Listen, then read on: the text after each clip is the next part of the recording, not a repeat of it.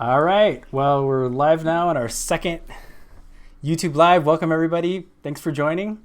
And we're excited to show you guys some sketching and some painting, some techniques Eric's been using, as well as some tips and methods I like to use on composition. So we hope you enjoy our hour of chatting and hanging out while we just do a little bit of work. And we hope that everybody is being safe and careful. Yes. Yes, definitely. How things going out there for you guys? What's the weather like right now? The weather is beautiful. It's interesting though. It can get cold sometimes when the interesting time for sure. Yeah. At the store. How about you? You're so close to New York.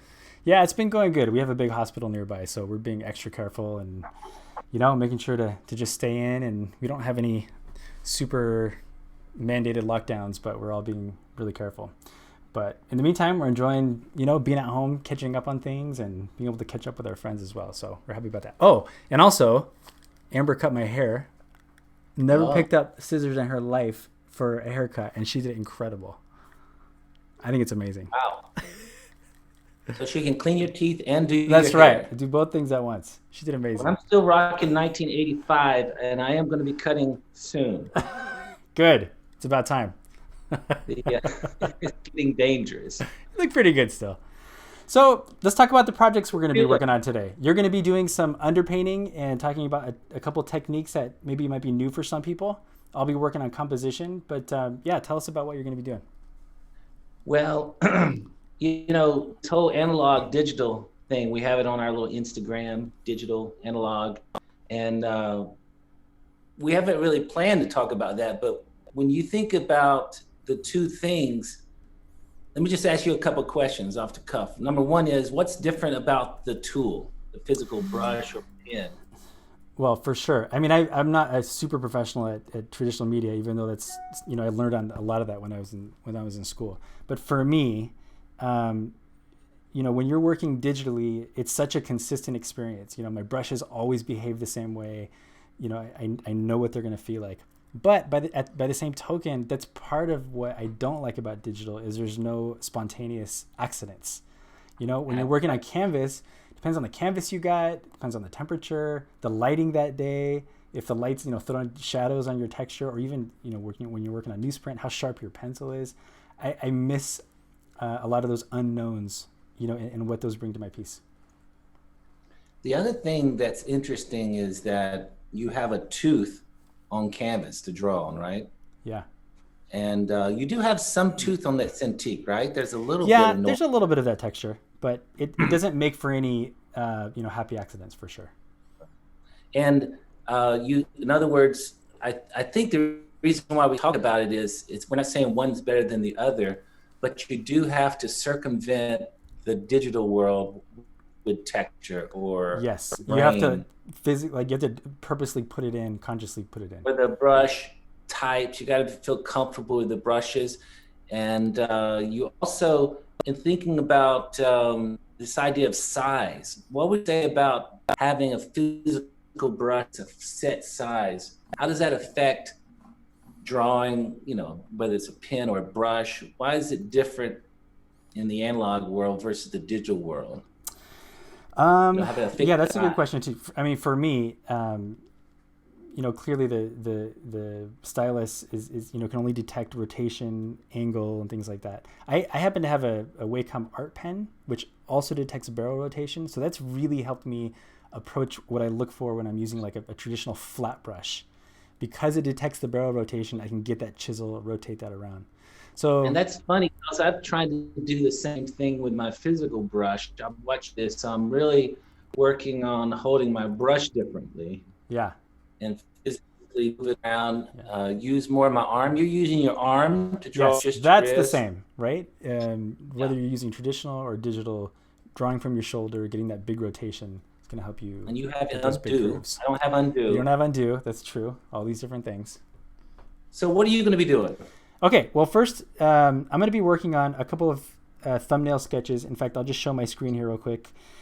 The Ryman Arts program, really good program that I went to back in 1993.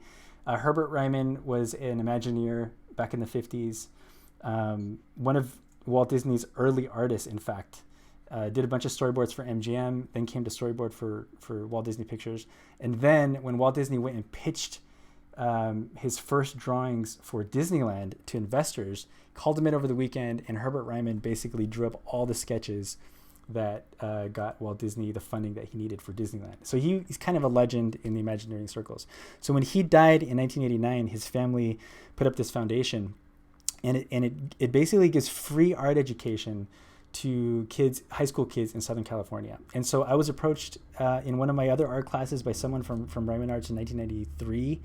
So I think it was like the third year that it was going live, and it was really a pivotal part of my art education, because not only did it expose me to mediums that I wouldn't have used otherwise.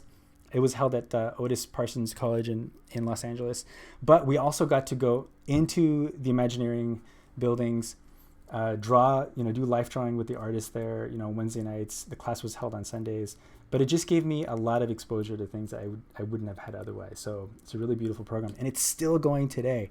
And so they've just recently, kind of amped up their social media presence. So on their Instagram, on Ryman Arts, they just started a little, hashtag drawing challenge. It doesn't have a lot of support right now, so I'm just going to go ahead and support it today. Right now, the number 3 is draw your dream castle. I don't have a dream castle per se in my hopes and dreams, but I'm going to go ahead and do a castle today. But I'm going to start with some basic thumbnails, talk a little bit about composition, and then maybe just pick one of them and just, kind of flesh it out a little bit today. Nice. Speaking of composition, I want to post, I'm going to send you a link to a video a good friend of mine did in London about aspect ratio. It's about lenses, but it's fascinating how it ties into this composition idea. So remind me. We'll put it in the description of this video. Yeah. Cool. That'd be good. Send a link to it. So let's switch over to you. You're going to use a technique that you don't often use, but you've been implementing a little more. Well, so one of the things I started last week, I did that.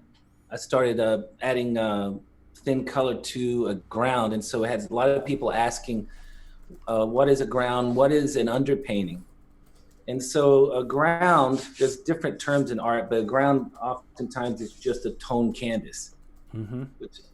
And of course, a tone canvas helps you, whether it's digital or paper, it helps you to determine what the colors are. If you're looking at a white canvas, even yours look like it's just kind of grayed out. Yeah, I grayed out mine out a little bit. It's too much. So the piece I did last week had this kind of ground on it, and this I posted the final piece. But what it helped me to do, the tone of the background was warm. It seemed to be a prevalent mid-tone. And one of the things that I like doing is, like you can see in the background, there's a little bit of that orange. Yeah.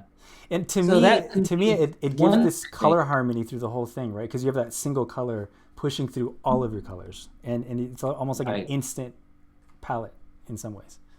And so I'm going to show a little bit about how my color palette looks for the piece behind me. But as a demo, I'm going to work on this underpainting, which I'm doing in acrylic. And this one, of course, has a kind of a beige green background. I want kind of a rainy California foggy day here. So I chose a kind of a green to play off of. So I'm just going to work on this in acrylic. Acrylic dries very fast. You don't have to wait. You have to add a little water to it so that the oil will stick to it. And but it quickly adjusts colors. You don't have undo, but I can take the and fix things, come back and sort of sculpt that way. And so I'll be working on that. Awesome. So you want to start us off? Yeah. So this underpainting that you're gonna do, just a couple of questions. The underpainting is gonna be green in this case, or that's just the color of your lines? Green. In fact, the photographic photograph that it's from. One of the things I do is I have a nice articulating arm that you see, an LG monitor here, and I actually just go black and white when I'm working on my look at the colors. I'm looking at the tones and the values. And so another thing it does, it helps you kind of figure out the mood, kind of a pushback Monet, Yeah. where there's a lot of grays and whites and mist, or is this going to be sharp? A lot of those problems can be worked out on the underpainting. You sort of get a sense of what the style is going to be, what's the mood. And you don't feel that the oil responds any differently to an acrylic underpainting versus an oil one? It does. It does. It's very different. The thing that I kind of like about this acrylic that I've been working with, besides the drying, is tonally I can adjust and fix things very quickly. If I've gotten my background to these little rocks out there in the mist, if I just got them too contrasty, then I can just take acrylic wash and just push it back very quickly. And it's almost like you're meditating on every element, right, before you get into the actual painting. You're really thinking through. You're reducing it down to just the tones, and I think that's the thing. Whether it's tool or natural medium, you want to set yourself up for success. I can't imagine the frustration of someone going up to a white canvas and trying to figure out, are they too dark or too light? Yeah. And there's certainly reasons to do that, especially when you're doing very thin washes for portraits and stuff. But the tone gives you a little bit more accurate understanding about what you're looking at. Very cool. Okay, so you're going to get started on that. I'll start talking about my composition. I'm going to split screen here so we can both see what's going on, and people who want to watch you start that underpainting can do that as well. All right. Also pre-mix my colors, Ruben, just like you do on your tablet there. See, I have them all right down here. Oh, great. I'm not going to be, and so that just gives you a few different values to work with while you're doing the underpainting. Exactly. A lot easier to 4 colors than having 32 colors on the palette. Yeah. And trying to also adjust values. So for sure, just reducing it down to something simple that I can grab hold of. Yeah. Awesome. Okay, cool. You'll get started there. All right, so I'm going to talk a little bit about my approach to composition. By the way, Amber just passed me a little note that there's a Herbert Ryman alumni online, Marta Loera. Welcome. Thanks for mentioning it. Oh, nice. And Tina says Al and Hellers, right? That's right. Al. Hellers. Our faithful. Recognize the Bixby Bridge here. This is their stomping ground. Oh, yeah. Awesome. Yeah, we'll show the, once you start down your path a little bit, we'll show your source file as well. Okay, so one of the things that a lot of people have heard about when we talk about composition, it clearly is, rule of thirds. And so it's a valid composition rule, and it's something that whether I, actually draw out or not every time, I'm definitely thinking about when I'm creating compositions. And if you're not familiar with it, what that means is that you want your main points of interest to be on one of these intersections if we divide our canvas into thirds vertically and horizontally. So that's a pretty straightforward, kind of a guide to start thinking about, where is your main subject matter going to be. And then it's also a great guide to start placing secondary, third and fourth subject matters in that order. The second thing I like to think about is to draw a path for this golden spiral. Also something that's pretty common if you've been doing art for any time. And if you look up golden spiral here on Wikipedia, what that refers to is if you take a square that is sized to the golden ratio, which is 1 to 1 point something. I'm not sure exactly what it is. You can look it up on Wikipedia. But this is the exact golden ratio. And if you go ahead and cut this golden ratio box into squares, so starting with the first square, then you take your remaining half, make a square out of that, take your remaining half, make a square out of that, and just keep going in squares. What you end up with are locations, landmarks for this beautiful spiral.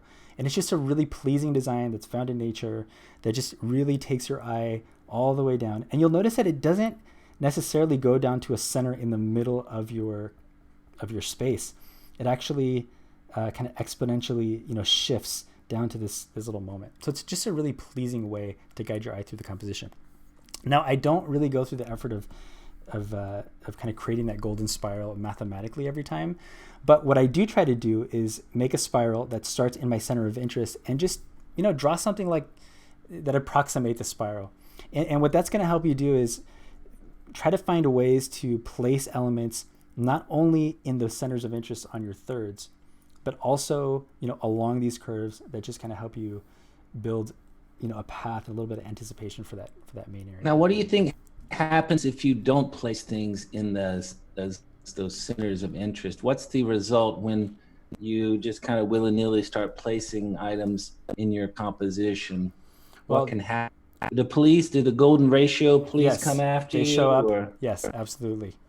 And they show up basically when people look at your drawing for a second and then leave, right? So anything that's dissonant in your piece or anything that doesn't allow people to stay, it's confusing. It doesn't allow people to stay on your piece. People are just going to stop looking at it more quickly. Now, when you say stay on piece, what do you mean by that? I mean that when someone looks at your drawing, you want people to find, even subconsciously, some kind of path that takes them through the illustration and then keeps them in. It doesn't mean that there can be elements that kind of go off the canvas or anything, but those elements, if they're placed in the right thirds and if they're placed along these line of sight curves, they're going to keep the eye moving around the canvas back to the centers of interest. So you're kind of just always going, whether it's in a circle or at least some kind of path, through your drawing. Some way to direct your eye in. And by all means, this isn't the only way to do it, for sure. There's lots of different ways to guide your eye. This is just a simple, straightforward way that, to me, just about always works, all the time. So I'm going to go ahead and do that. I kind of did that. Yeah? Yeah, I kind of did that same thing with this bridge. My bridge base was going right off the canvas.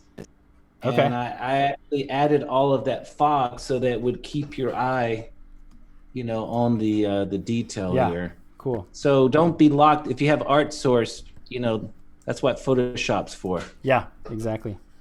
So I'm just going to go ahead and start with some basic primitive shapes. I don't even know what this castle shape looks like yet, but I'm just going to start with some cylinders. Clearly here I'm starting to have some kind of perspective where I'm looking down on a scene. So just start with the basic, kind of a bowl shape. And I also have to decide where in the castle do I want to focus attention. For example, is it going to be at some kind of arch here? Is it at the main door? Is this a story of someone who's, locked away in a castle? Well, that's all going to determine where I place it in the composition and where I go from there. So for example, I might say, okay, I want people to focus on the entrance to this castle. Well, I might go ahead and make that, on that landmark. In fact, it looks like I need to bring up the opacity here a little bit so you can see that a little more clearly. Also, I'm making this a little bit larger on screen for the sake of the live stream because I don't want it to be too small for everybody. But I do find that when I'm thumbnailing, working at a small scale really helps because I'm looking at the overall effect that this composition has. But I'm going to go ahead and not do that today so we can clearly see what I'm doing. All right. So in this case, the entrance to the castle is on that corner, according to this particular, golden spiral. But if I wanted it to focus attention, more down here, maybe where this person is locked up, I may do something like this, and then make sure that all of the other elements in my scene kind of follow this this spiral. Let's go ahead and do that challenge because this may not be the most obvious composition here. Okay, so I'm going to do something like that. I'm going to draw slow here because the live stream taxes my computer just a little bit. That's not a bad thing. Okay, so maybe I'm thinking there is some kind of... I'm going to turn this blue real quick.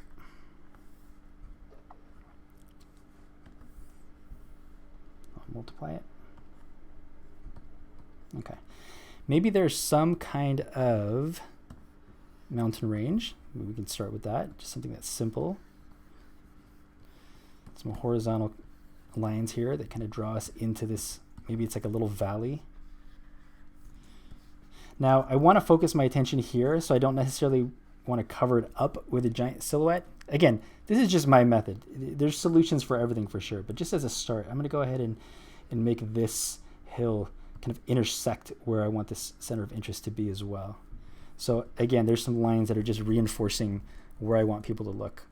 Now I did put this spiral here on the third, so it looks like my castle is not quite, let's say I really wanted to focus on this little window here. All right, let's do something like that just for the challenge here. And already I'm kind of gaining a little more of this landscape line hitting that spiral. Maybe I'll go ahead and add some more elements that just reinforce this direction, which is where I want people to look in.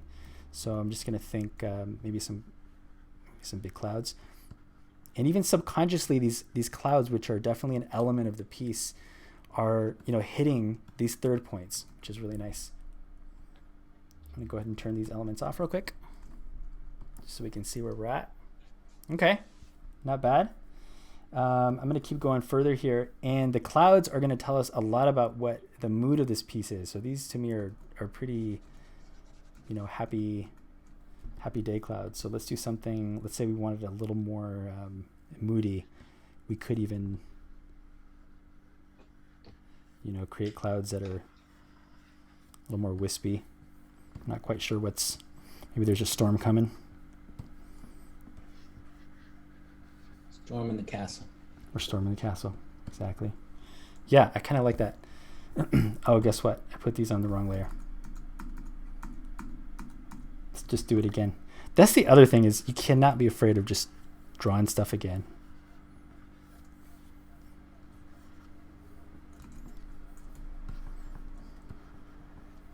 Maybe something like that.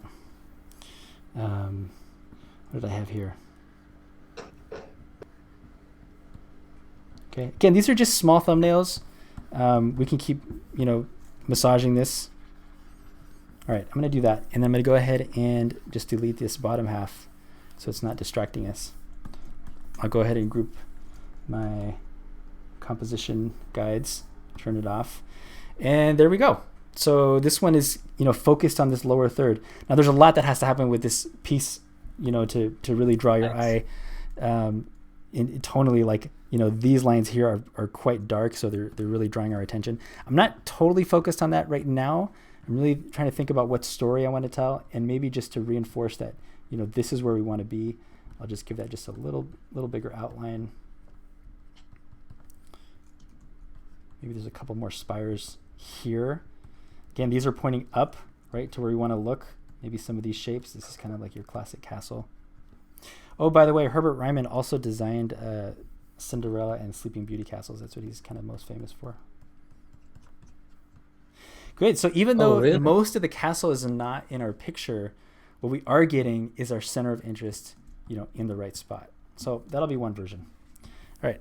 You tell me, Eric, when you want me to just break and talk about what you're doing. But we can see what you're doing. It's looking awesome. By the way, keep asking questions if anyone has questions. Can I just ask him? Yeah. Loyal Newville wants to know why you decided on that tonal wash, that color. Yeah. Loyal wants to know. Hey, Loyal. How you doing? How's it going? How's it going? I think, again, I'm going for something kind of moody on this piece. And so I chose, there's something about green. There's the moody, diffused, cool colored green. And I see a lot of that in the ocean and on the coast. And when the fog comes, there's this interesting purple and green hue that's happening. So this was just a good beginning to have. Also, I was looking at a N.C. Wyeth piece from the Black Arrow. Do you remember that, Ruben? Yeah. From Black Arrow, you said? Yeah, and he would use green in a lot of his paintings, how N.C. Wyeth would. So I kind of got on this kick of wanting to shift everything toward green. Nice. Ever so subtle. So this is a way to do that. This is a way to kind of in that vein. And even though there may be other colors in here that are devoid of green, I can work off of it a little bit easier. I can see where I'm going, or if I've gone too far away from this color palette. Which, Ruben, you started using James Gurney color palette method, Yes, right? that's a YouTube And video I want to do, is the gamut mask. Wow, it. I mean, not only does it give you a palette, it makes so many decisions for you when you're putting color down. That's a nice I advantage of digital think, for sure. and I think that's what's happening with an underpainting, is that there are decisions about what I put over this that are being made right now Yeah, by how intense this green is. and that's looking Um, great already. We're getting a good sense of the lighting there, super quickly. what And that's what we were talking about a little earlier, is that we could kind of determine how moody this is going to be. Is this going to be a really pushed back painting? Is it going to be very contrasty? I have a little bit more control to shift it either way, Yeah, yeah, and that's hopefully be responsive to, like you said, what story we're trying to tell. yeah, for sure. When you're talking about story, what are you talking about when you're working on a sketch? Just to be a little clearer there, you don't know what story you're going to do yet. Is it going to be developed as you draw Yeah, your? that's. I mean, every project is different, right? So clearly, if you're working for a client that has a specific story in mind, well, that's going to be your story. These, I honestly have no idea what the story is going to be. I'm kind of just letting these shapes happen, and some are, a little more ominous than others. But I think as soon as we maybe put some people in some of these, we'll definitely shift it one way or the other, putting some human interest. Um, and that's another thing about filmmaking and composition that is so powerful, right? Because when you're at a location, on vacation, let's just say visiting one of these castles, you're really just looking at what you want to see, what draws your eye. Everybody who's visiting that space is looking at something different. Some are looking up, down, at the small things, at the big things. But when you create a picture, you're forcing the viewer to have a very specific point of view, which is limiting, but for that same reason, it's super powerful. Which is why you And it's can be just very responsible in your composition. drawings as well. Yeah, so that composition is forcing that story, right? So And composition's a big part of storytelling. Also, to the tonal value of a piece, yeah, adds a very interesting shade to the story. yeah, The color adds a shade to the story. I mean, there's a reason why the Emerald City was green, and there's a reason why certain colors emote certain feelings, but they also emote it because of the tone yeah, and the contrast. yeah, So it's interesting how all these things interplay, and as much planning as that you want to do on a piece, even if you choose a photograph, there still are plenty of room for storytelling and adjustments along the way that can be imagined or can change what you're doing yeah. if you're responsive. Sometimes it's when Tina comes up and says, "I really like that Viridian green." Yeah, just getting a response from it. I in that vein, I was gonna say, oh yeah, talking about storytelling and angles and composition. In this case, in the second one that I'm doing now, I kind of did this path, coming out of the main gate of this castle, and then just kind of started imagining that this path dropped off into a steep decline, and it almost makes the castle a little bit more inaccessible, which is not super inviting. So even just these big volumes here in the front are telling a lot about, maybe who's in this castle, or whether it's someplace that we want to visit or not. These big shapes coming off the screen, off the composition, are telling me that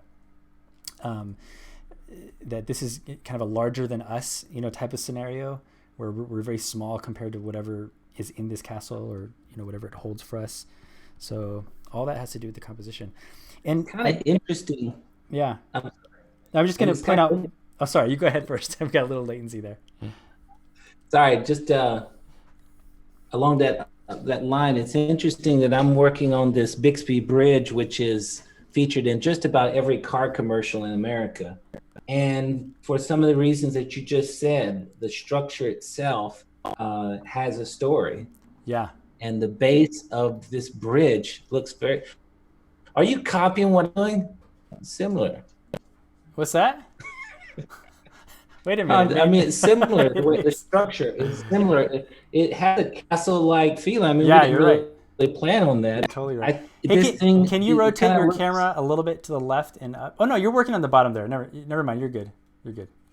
You're not watching what I'm doing. Not watching. That looks really good. Okay, now back to what I was saying. Me. No, those are great points, Eric Lake. I was just gonna say before drawing any more on the second one, I had flipped this spiral, so now it's going to the top. But you don't always have to place little elements right on this line. That's not what the spiral is about. It's about creating shapes in your scene that allude to this path. So in this case, I'm going to actually make an opposing shape that crosses it, but it crosses it at a nice perpendicular angle, right? So in the same way, I'm almost like pointing to this line saying like, look at this curve. So what I'm going to do here is maybe create some other, mountain structure that actually crosses that line. It not only, the perpendicular nature of it draws attention to this imaginary curve that we see in our minds, hopefully, but it's also landing on one of these thirds as well. So yeah. Oh, the other thing I'm going to do is I'm going to make this mountain a little bit lower than the castle because I want the castle to be in this case the most ominous thing in the scene. So question from Ethan: what drawing tablet do you use? This is a Cintiq 22. This is the new Cintiq 22, and it's the cheapest one, which is the reason why I got it. In fact, let me just go ahead and look it up real quick, just so I can be While you're here. Yeah. looking that up, Ruben, Loyal asked me not to forget about lighting effects. One of the reasons why the tone canvas, and it's a good point there, is that understanding what these values are going to be are so much helpful because now I can add a lighter color to my background like I'm doing. And I just usually add just a little bit of color to the ground background. And I can kind of determine how contrasty is this going to be. Yeah. And right there on the fly, make some adjustments. So that's a good point. I mean, it's working out the lighting effects. Yeah. Is so much easier when you can make adjustments. It's a little late when you're working out a prima and you're going right into it. Yeah. Which is a way to work. You can work that too, but I'm just not that good. I need a safety net. Yeah, well, I mean, we all do. It's a big process. Okay, so I'm using the Wacom Cintiq 22. If you saw me hunting for it on the site, it's because Wacom would rather you buy the really expensive several $1,000 Cintiqs. It's hard to find, but if you just poke through, find the Wacom Cintiq 22. It was on sale for like just under $1,000 not too long ago. So see if you can find it on sale. But I love this Cintiq because it's 1920 by 1080. It's not the 4K, but I find that I don't even need all the extra resolution. You honestly get used to whatever you're using, at the moment. But it's big enough where I feel like I can use a whole range of motion on my arm to get some nice big curves. It's got a nice smooth tooth to it. And the reason why it's cheaper than the others is because it doesn't have any buttons on the side. So they just strip down the high-end Cintiqs to the very basic model, and that's what the Cintiq 22 is. But it's a good weight, it's a good size. It's still not super cheap, but if you're doing this for a living, this is going to be part of one or two of your jobs for sure, and it can be paid off with the work that you're doing. It's completely worth it to have something that's a little bit larger than your standard iPad. I don't use any buttons ever. I'm constantly using my keyboard, so I do encourage artists to learn the shortcuts. It makes you much faster. It doesn't have touch support, which I don't even care about. The most important thing for me that it's a good drawing experience. So yeah, hop onto Wacom, look for the sale, find Wacom Cintiq 22 if you value some of the same things. How's our time looking, Ruben? It's 2:35. We're doing good. So Denise Campbell says, can a spiral-like technique also be applied to direct viewers' eyes? Yes, absolutely. And I hope that's what we're showing here. Who was that? Denise Campbell. Oh, Can be applied to what? Amazing watercolors. Oh, okay. You know what? Amber forgot to mention one aspect about that question is specifically with portraits. Can you use a spiral to direct people's eyes with portraits? And the answer is absolutely yes. And Denise, I know you know this because you're an amazing artist yourself, but thanks for asking the question. But you know, if I was going to rough out a quick little portrait angle here, let me just look at my activity monitor. It looked like my system resources are. Let me just close some of these here. Close, and I'll go ahead and close that one too. Okay, yeah. So if we're you know doing some kind of portrait, maybe it's a full body portrait, and whether someone is sitting or you know whatever, it could be, for example, that let's go ahead and grab a little spiral here. Let's do a quick little spiral, something like that. You know, it could be that some kind of hat or hairstyle, right, is you know pointing to us in the direction that we need to go. I think the hand is a great way. Hands, right? Putting the hand in. You know, if you have something like this, clothing choice. And of course, we do have you know some of these shapes that are going to be symmetrical when you're talking about clothing. But even this choice right here to you know to make this hairline swoop in, it is telling us you know start in this direction. You know, start in this direction. All these little cues are going to be telling the viewer, you know, where to start, where to end, and then we also might want to have some elements here that direct the viewer back up. You know, whether it's an arm or maybe it's, you know, maybe there's a table right here and there's some kind of shape, bottle of soap, taking us back up. So, yes, all the same things apply. Okay, I'm going to try to knock out 2 more compositions here. Let's see how you're doing there, Eric. I'm going to go to you for a second. Okay. Full screen. Yeah. So I'm coming in here with this fog. This is a fog that I added this graph. And again, we were talking about composition. Bottom of this photograph, the fog is stopping your eye from this pillar, from just going off the page. And so that's a little bit of what we talked about with composition, trying to direct the eye. Yeah, I love that. But also, it's unusual for me to use, I think it's unusual to use a light color to stop the eye. Yeah. You know, yeah, it's not a main element in your piece. Yeah. Yeah, I normally put some blurry foreground element and it's tonally darker, you know, and so I was wondering, will this work? But, you know, think of maybe an unfinished painting like of George Washington by that famous George Washington, you know, at the bottom it's unfinished, you know, or a lot of like Richard Smith, a lot of his stuff at the bottom is kind of unfinished and loose. So the idea is just to create some interest, but keep your eye back up looking at the detail that we want the viewer to look at. But see how easy it is to kind of adjust the tones on the fly very quickly. Yeah, that's like really good. Hey, you're painting off screen right now. If you want to bring your camera down a little bit. Oh, how about that? Is that more better? That's more better.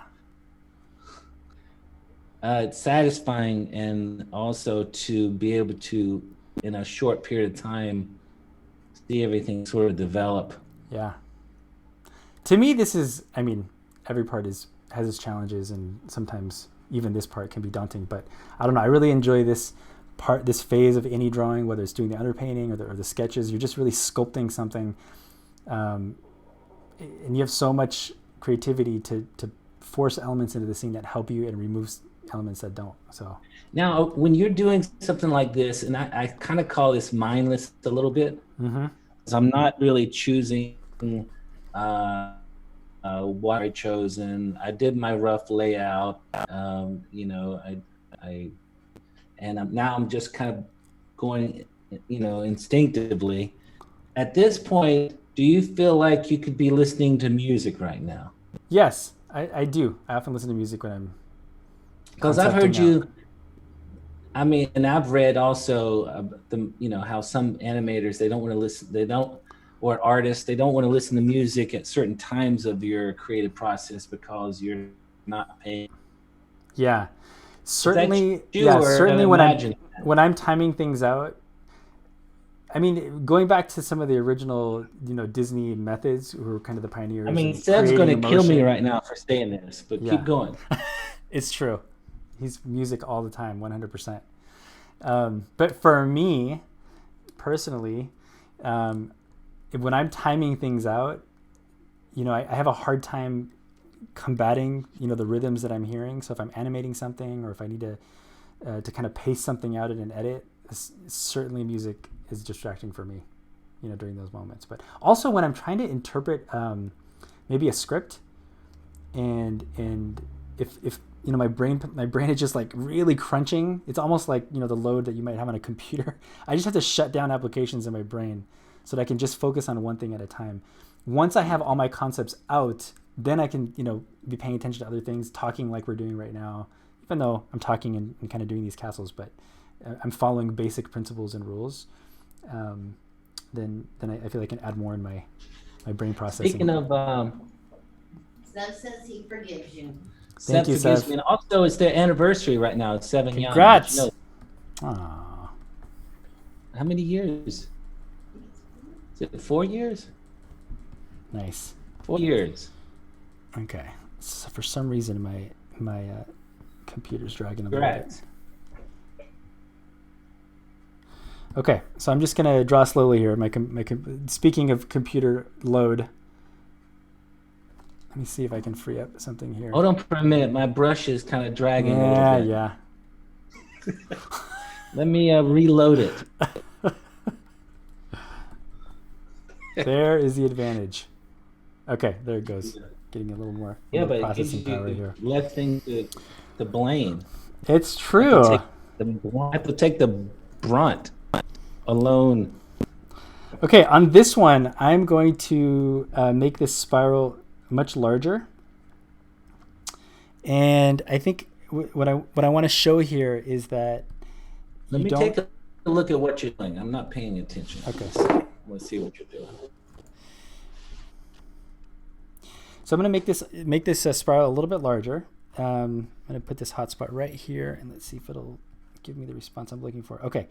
And in this case, I'm going to go ahead and bring that spiral outside of my picture plane.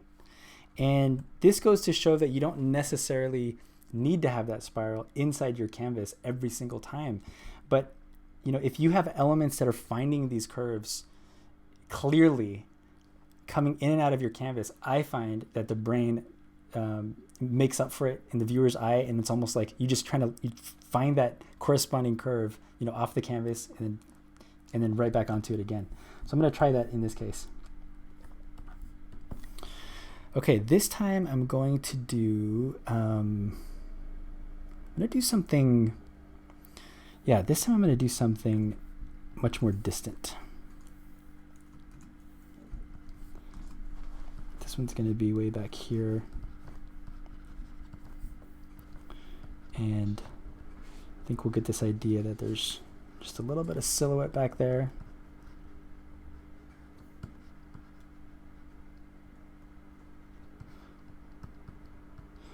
And I don't really even know what these structures look like. I'm just putting little details in here, to just hint at complexity.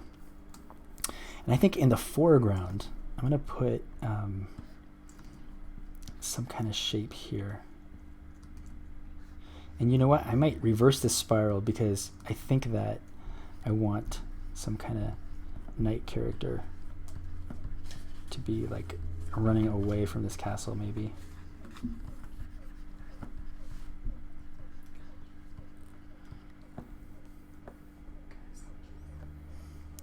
Thank you, Jurassic Potts. Hitting the like button. Yes, please. If you like it, hit the like button, subscribe.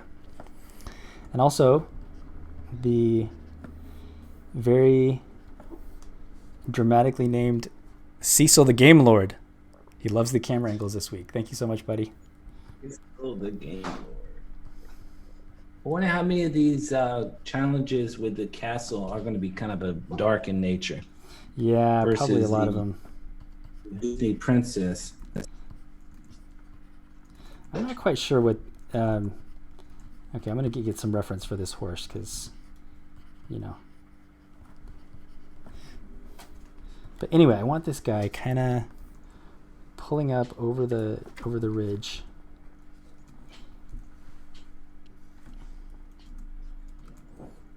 Okay, my computer's doing weird things. But it's okay, it's making me draw slow. Something like that, maybe. And I want him to be like, get this idea that he's urgently off to something. Maybe he's got some kind of message tucked under his arm. Little scroll.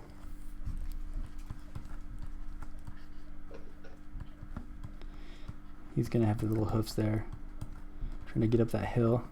So that means that I'm gonna reverse this spiral because I do want him to be the focal point.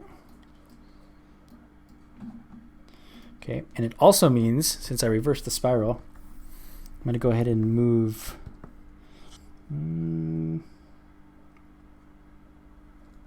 Let's try this. Maybe this castle's way up here. No.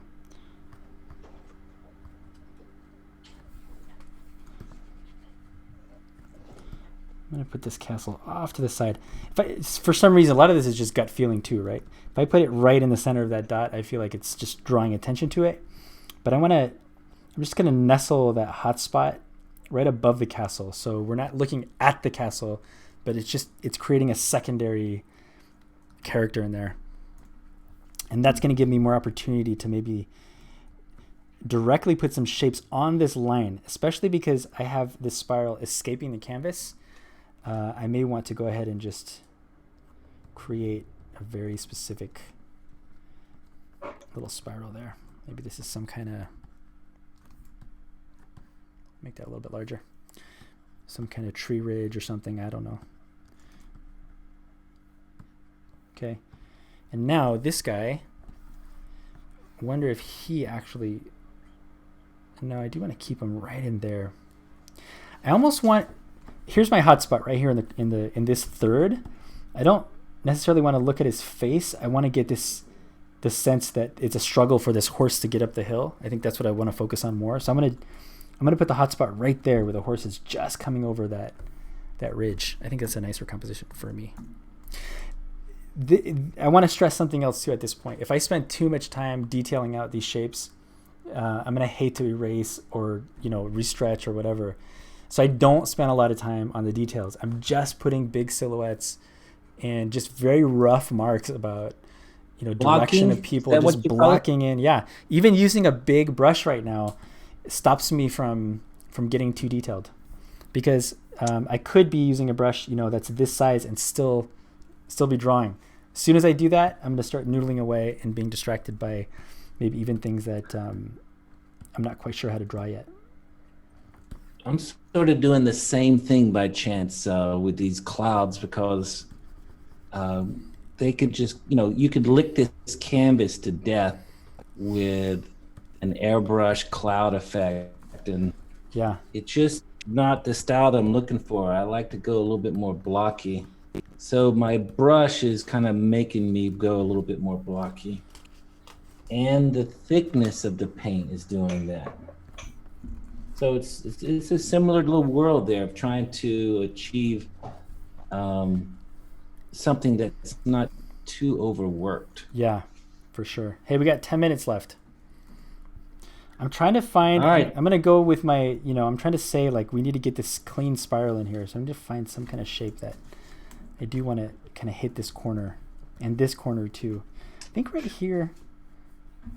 If we got 10 minutes, I may have to show the couple things that. Yeah. Yeah. Okay. What do you want to show? I'll have to deal with Mom.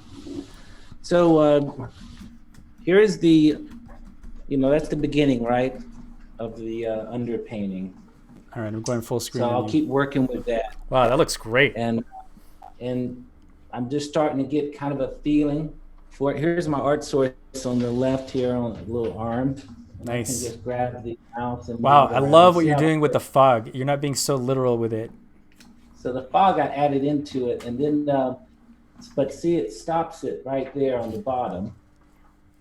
Okay. Now, So the other thing I was going to show just very quickly, I was going to take this down and show that I did with the exact same green underpainting. And it's not too far from the bridge. This is Big Sur. Oh, nice. And I'm still working with it. Let's see. You see it all right? Yeah, that's looking great. Part here. This is quite brighter green, and I'm going over that. Let's see if I come up. And I'm working that looks on. Really nice. But for sure, the green underpainting really moved me to a different color palette. Let me show you what that palette looks like. So after doing the underpainting, even though the painting was a little darker than I think it needed to, that's cool. Able to pre-mix all of the colors pretty much for the whole that's really painting. nice. That's something I don't get with digital. The super weathered You palette. do have a palette where you can choose. I mean, this is pretty close to what you were talking about with Ernie. Yeah. But I mean, you have to like really make sure that you pull them out, you know, whereas when you're working traditionally, you have to pull them out consciously, you know? In the color range, hopefully, they're all grayed down. That's great. And right next to this, I'll keep a palette with my primary colors, and I can shift it just a little bit. So you don't have specific paint colors for each one of those colors, right? Or do you? No. And that's, you basically... I have a primary palette over here, and I take it and I wrap it up with saran wrap each time. And so if I had to pre-mix the colors each time, and that's one of the mistakes I think that I was making early on and getting really stingy and trying to mix just enough. Yeah. You got to be willing to scrape your canvas off and throw away paint. So. Yeah. If you don't have it, there's no way to paint chunky. There's no way to paint thick, which is what I like, or I'm trying to do. Yeah. Oh, that's great. Thanks for showing us that. Pre-mixing. There you got going like 2 or 3 projects at once, right? Yeah, I have 4 paintings I'm working on, and so when I get a little bit stir crazy with one, like if I just what's in your hand there? There's a note. There is a note. Amber says, people are loving Eric's piece. L. Barnard 86 says, beautiful. Phil Addington, love the drama, Eric. Well, just buy it. I mean, it's for sale. Yes. It's for sale on your site, right? Doing this out of the goodness of our heart, are we? Oh, we're not? Oh, yeah, that's right. Wait, I thought, which one was it? We were out to make money, wanted to encourage creativity. I can't remember. Okay, fine. I'll do my plug right now too. So all through April and May, 10% of all the proceeds from my Gumroad store are going to the Global Giving Coronavirus Relief Fund. So I did it in April. We got a nice, meaningful contribution from that. I just put it in today, so I'm going to extend it through May. But if you've been wanting to kind of lose fear of the perspective grid, there's 4 secrets to drawing in perspective, like the pros. Clip Studio Basics, which is the software that I'm using it right now. Actually, I'm not showing my screen. Hang on. There we go. Okay. Clip Studio Basics, if you want to get to know Clip Studio a little bit more. Intro to Graphic Novel Coloring, and a bunch of other, primer type lessons for you to grab. Great. And 10% will go to that particular charity. So, yeah. What are you laughing at, Tina? People are talking about your prices. People are talking about my prices. Okay, yeah, they're good prices. So anyway, there's something else I wanted to mention. What was it? Oh, the mural. Yes. I know you're in the throes of this. Could you keep going? Throw up the? Can you throw up the photograph of the wall? Yes. So I have that here. Yeah. This one. All right. So mural here.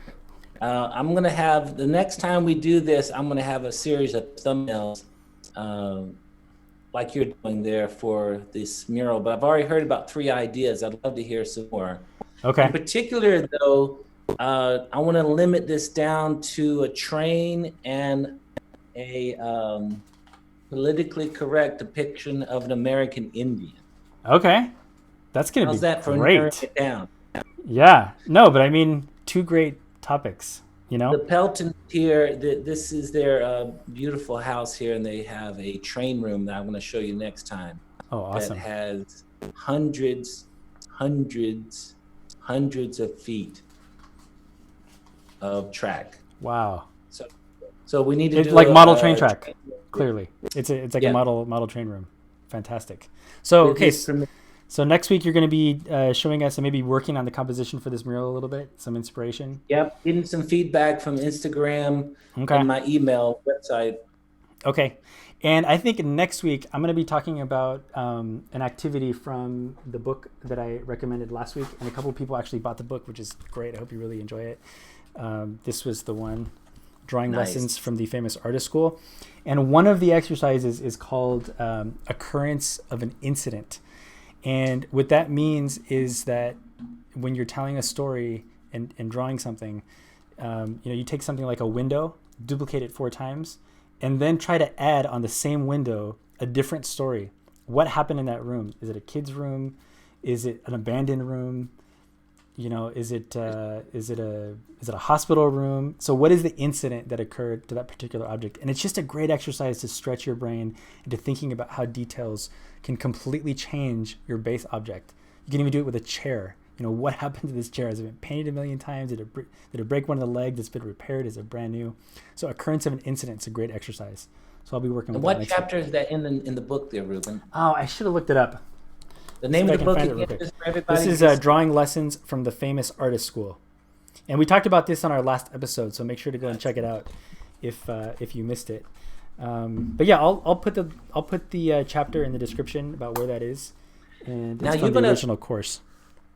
You're going to help me. You're going to give me some ideas. Rob Trehan said that I should try to stream doing this mural live Yes, I think you Through totally the whole- should. Yeah, through the whole duration. yeah, and you might just put the camera on for the whole day or whatever days you're doing it, and go live there. So we'll send information if you end up doing that. A couple more things before we go. Someone wanted to know how to contact you for purchase inquiries. Where do we go?